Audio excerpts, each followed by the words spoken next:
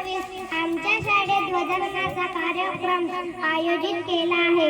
आमच्या कार्यक्रमाचे अध्यक्ष माननीय नारायणजी राऊत, प्रमुख अतिथी आमच्या शाळेचे मुख्याध्यापक, शिक्षक व सर्व विद्यार्थी व गावातील माता बहिणी।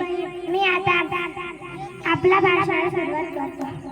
नतमस्तक मी त्या सर्वांना ज्यांनी भारत देश घडविला, ज्यांनी भारत देश घडविला। सर्वांना माझा नमस्कार। माझे नाव प्राजक्ता आहे। आज 15 ऑगस्ट हा दिवस आपण भारताचा स्वातंत्र्य दिन म्हणून साजरा करीत आहोत।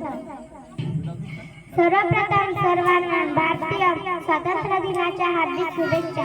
स्वातंत्र्य दिन हा भारताचा एक राष्ट्रीय सण आहे। तिरंगा आमचा मान आहे, पराक्रमाचे गाण आहे। हा भारताचा राष्ट्रीय सण आहे। जय हिंद।